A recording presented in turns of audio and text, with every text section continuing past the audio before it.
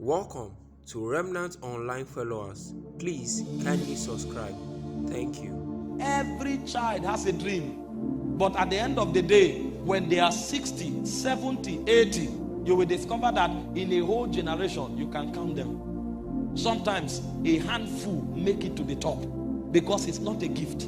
It's open to everybody, but very few are willing to pay the price. When you see a Peterson singing and the whole world is celebrating, it's because of height.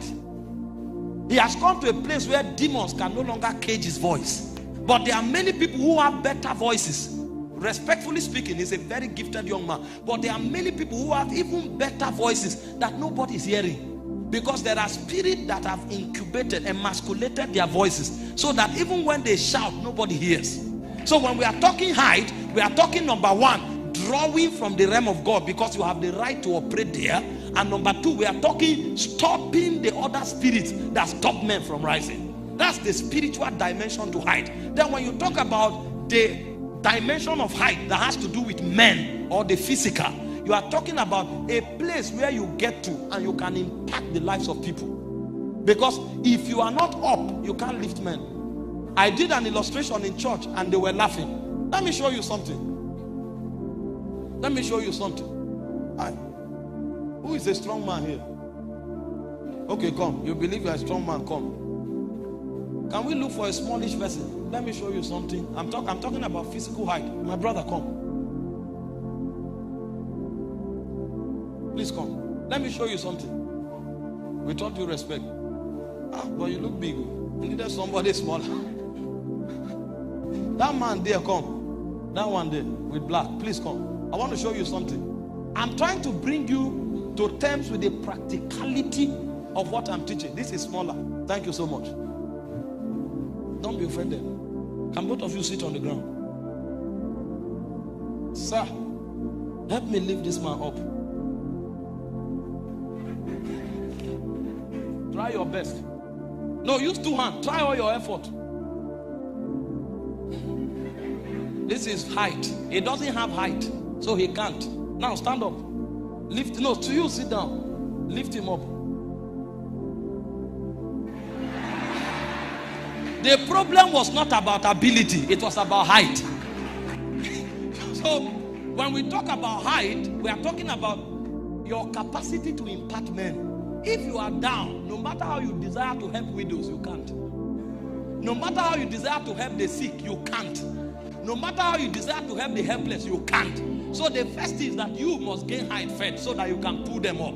Are you seeing that? So when we are talking height, we are talking about capacity to impact men. There are men that you meet today, your story will change forever. And it won't cost them much. They can just talk and your life will change. And they can give you from the abundance they have. Your life will still change because they have height. So when we are talking about height, we are talking about authority to influence men. And then secondly, when we are talking about height, we are talking about authority to influence systems. Hope you know that there are people in this country who can speak from Abuja and there will be public holiday in Warri. They don't need to come here. When they talk, systems obey them. So there are two dimensions to height. The first dimension is a spiritual dimension, where number one, you have access to the realm of God. So you spend from God's resources. And number two, you can deal with devils and demons. That's why it said Jesus is seated far above principalities and powers. And in Ephesians 2:6, he said we are seated with him. But there are things we need to do to experience that reality. What are the requirements for ascension? What are the requirements for gaining height in the spirit? Because like you saw in this brother, most of you have many gifts, but you don't have height. You see that this brother had strength to lift that guy. But if they sit there for 100 years, he will never lift that young man. Because he doesn't have height. Not because he doesn't have ability. That's why you can see that some of you here can sing, but you are struggling. Some of you are smart, you are struggling. You are gifted, you are struggling. You have an ability that should impact your generation, but you don't have height. And so this conference will come to bring value to your abilities. This conference, can I shock you? Some of you sitting here, you know the Bible more than me. If you carry this microphone and start teaching, I will take notes, I won't stop. The problem is that I have more height. So the gift is there, the ability is there, but there is no height. And so if you have height, it will now bring value to your gift.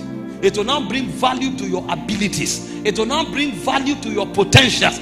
This is why you must hear me. Because too many youths in Africa are gifted, but they are wasting because they don't have height. I met a brother recently, a dangerous inventor. Anything he touches, he can change it to anything. But he's in an environment that is depressed. He's in a valley. And so although he has gifts, but the environment wouldn't let him rise because of the environment. The environment is a low level. There's no height. If you meet this man, he will inspire you. As far back as 2011, he designed a car that can be powered with electricity.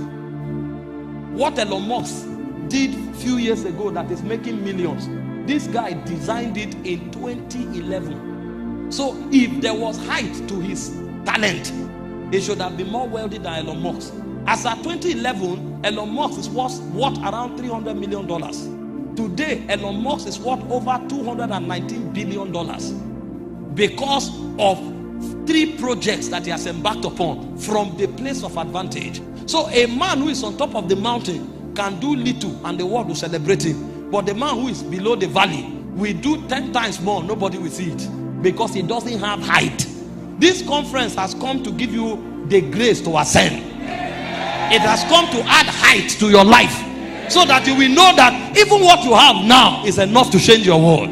But height is the challenge. What are the requirements for height? Number 1, the first thing that gives you power for ascension in the realm of God is purity. So a man who wants to gain ascension in the spirit, the first thing he needs to do is to rid himself of weight. As fast as Usain Bolt is, if Usain Bolt is carrying this AC, I will beat him in Olympics. It will no longer matter his capacity to run. He is carrying a weight. If I'm running with Usain Bolt and all of us are wearing tight, he will finish. I will still be close to the starting line. But if Usain Bolt makes the mistake of carrying this AC, no matter how fast he is, I will put my hand in the pocket and win him. The problem now is not his lack of speed. The problem is the weight he's carrying. Many people cannot ascend because they are carrying weights of immorality. They are carrying weights of lying. They are carrying weights of iniquity. So no matter what God does to them, in them, and through them, they can never ascend because those weights will pull them down. That is why for anyone who wants to go high, ridding yourself of impurity must become your priority. See, you will take time and outline everything that makes it impossible for you to approach God.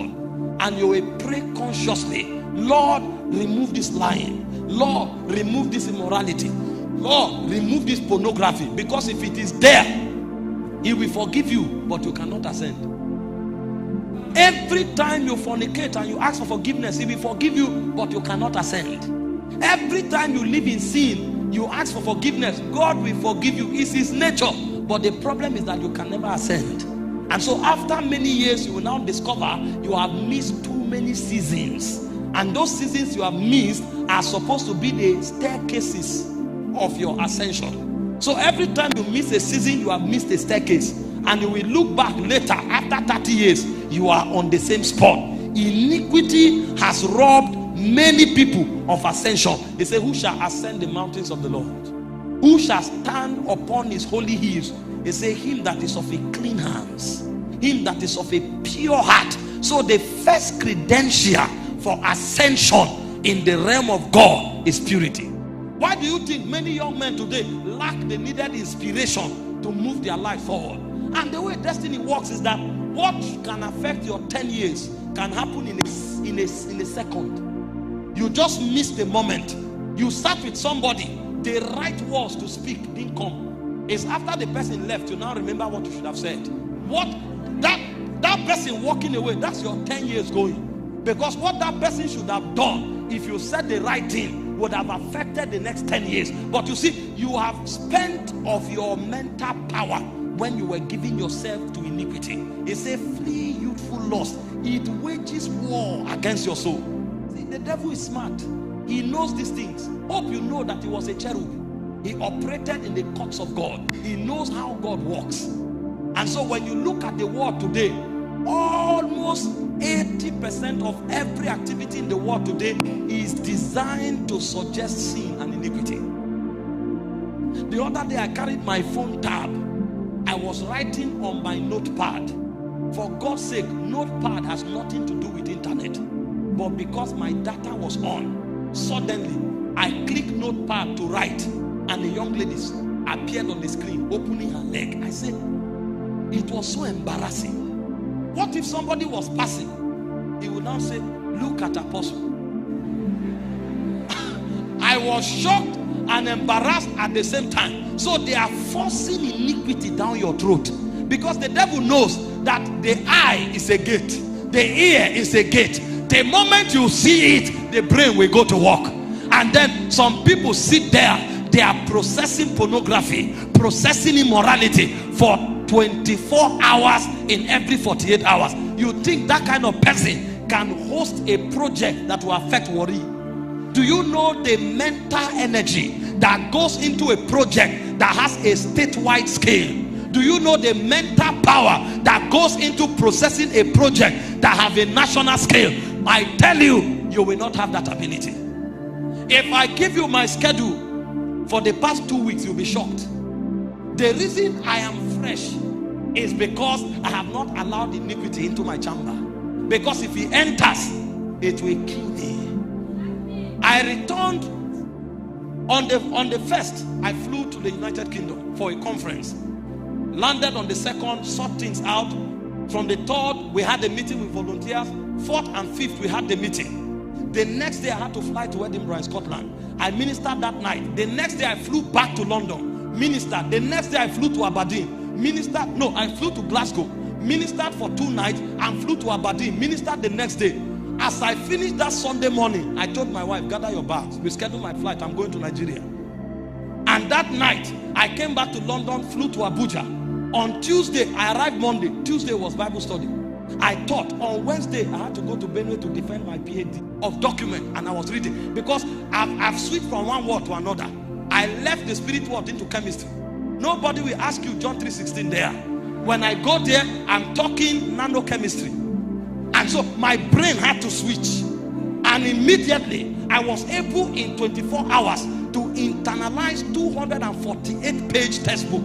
Because that was my PhD thesis research. And you also have to prove to them that you are adding value to humanity. Because PhD is not undergraduate. You must add something to knowledge. And in 20 minutes, I was done talking. It didn't finish. They now say, sit down. And you are facing 7 professors. And they're asking you questions from everywhere in chemistry. And they expect you to answer. How can your brain function like that if you are thinking pornography? If you are thinking masturbation? How can you function? When I finish, they say, go, you can call yourself a doctor. You don't gain height until purity comes into your chamber, because it has something to do with your capacity.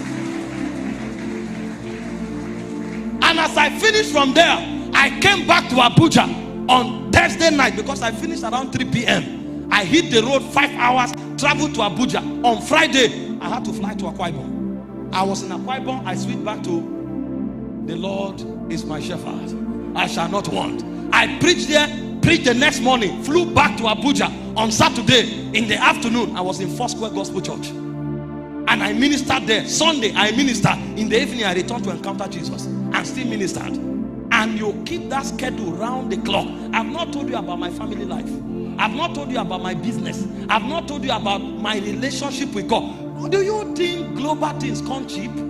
It will take a lot of mental power. It will draw life out of you. That's why you cannot afford to waste life on iniquity. That's why you cannot afford. He said, I looked through the window. I saw a young man void of understanding. He said he was walking the path of death because he went the way of the harlot. The moment you journey the way of iniquity, the Bible calls it the path of death. Because there, your strength is wasted.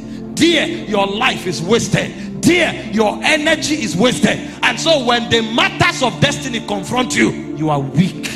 You are helpless. You are vulnerable. And you don't know why you never ascend. Iniquity comes to eat you up.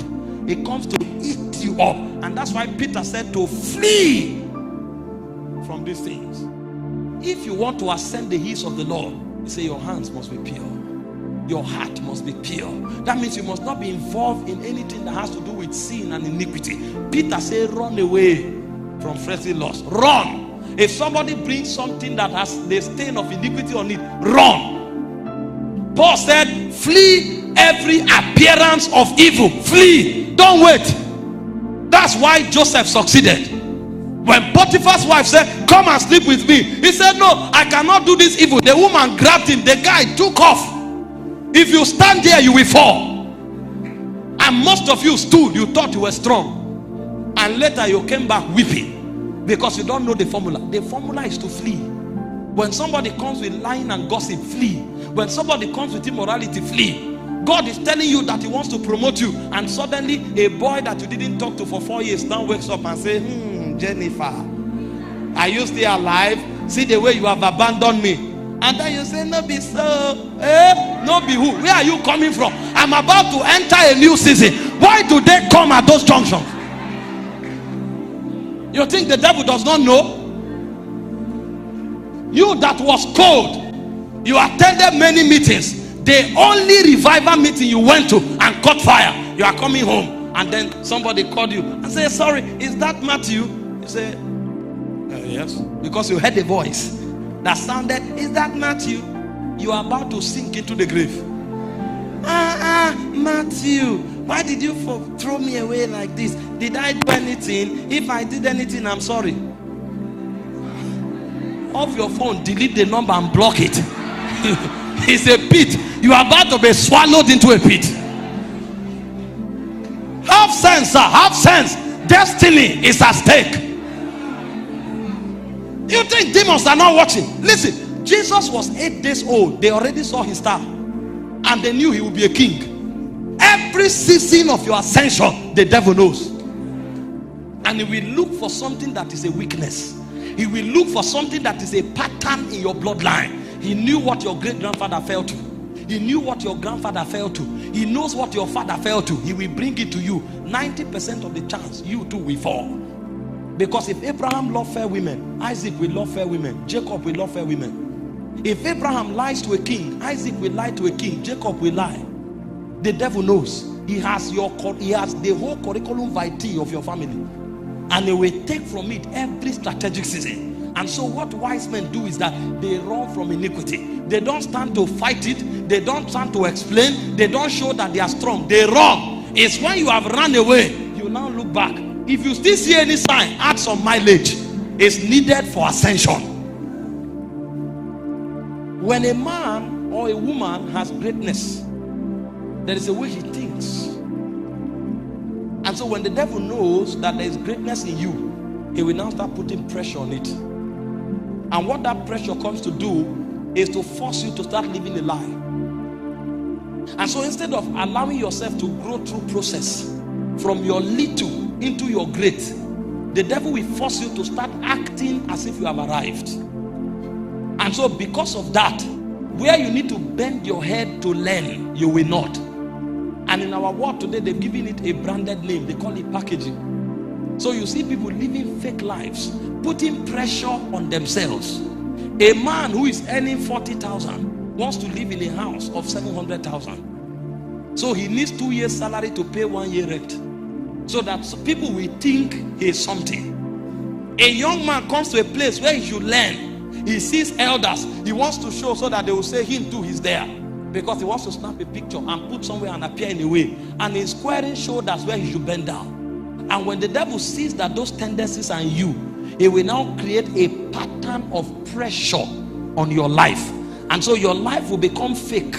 You will elude process. When you should say you are acting like the CEO, so that people will not mistake you or people will not undermine you, it's a lie. Listen, packaging does not give you honor. It is God that puts honor on a man. He said, lay your hands upon Joshua. I will take of the honor that is upon you and put upon him. If you need to sell pure water, sell it gracefully. You are in your process. If you are selling okrika, sell it with enthusiasm. You are in your process. There is an experience you need to pick from there, so that when you own a bank, you will not be deceived. Don't allow the devil bring pride to kill you. Because you know the problem with pride, if the devil succeeds in putting pride in you, he will not be the one fighting you, he will leave you. God will be the one fighting you. So if the devil can't fight you, he will set you up so that you become an enemy of God. And the Bible said in 1 Peter chapter 5 verse 6 and 7, it said God himself, this is what he said: humble yourself under the mighty hand of God. In due season he will exhort you. He said, but if you try to exhort yourself, God will be the one to elbow you. God will be the one to push you down. So the man is fasting and praying, but he cannot ascend. He goes to the mountain for 40 days. He wants that business to explode. He wants that ministry to explode. But God wants to save his soul. If that business explodes, that's why he will go to hell. If that business explodes, that's why he will go to hell. Because his pride is too much. So after praying and fasting, God will channel that energy to somebody else. So the moment he ascends, God will show him a picture of somebody, intercede for that person. You are not yet ready. And so every time you're on 30 days fast, you see a vision about 2-3 people, you pray for them, you come back. That's the only benefit, so that in eternity you have reward. But if you think that fasting will take you anywhere, it's a lie. God will humble you. He will keep you down. Because if you ascend with the garbage of pride, you will suffer what Lucifer suffered.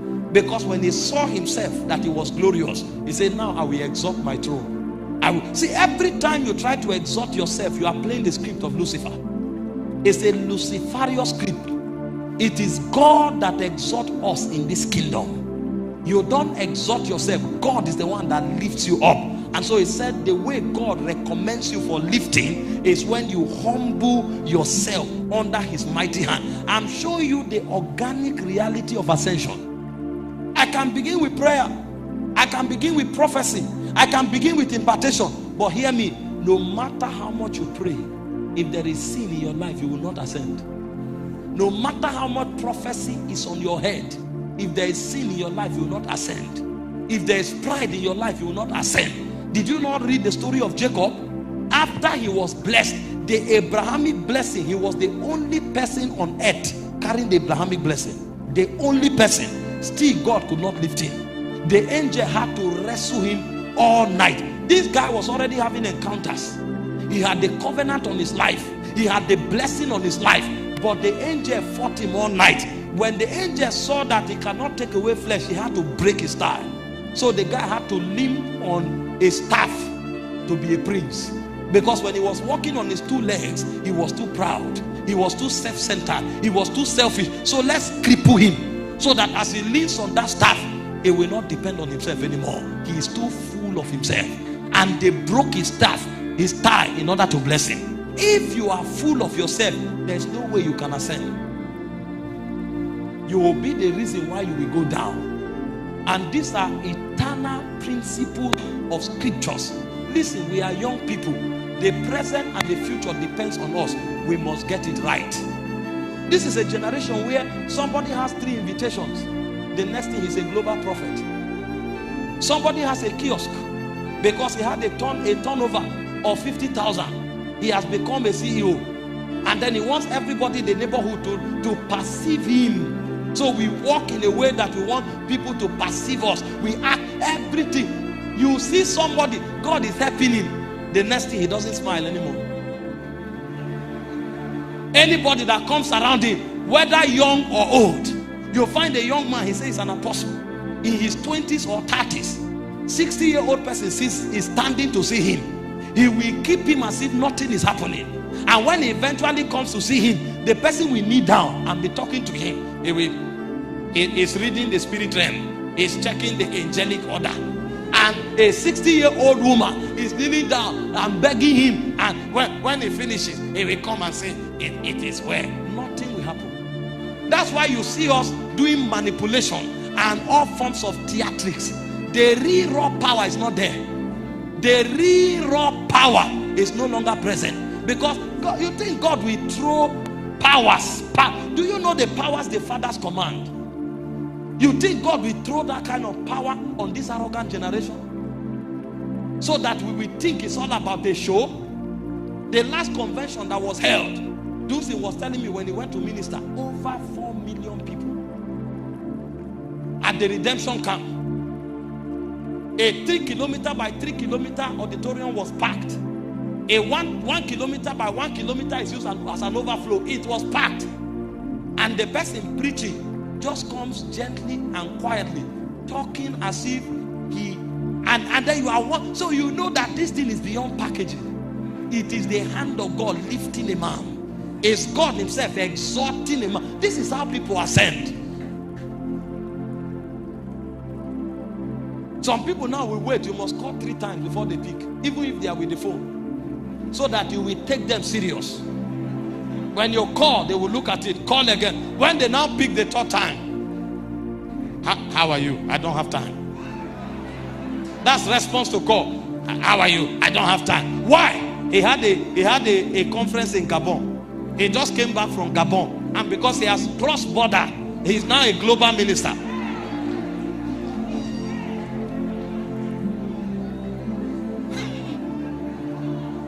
You invite him for conference the next time, you see 4 protocol.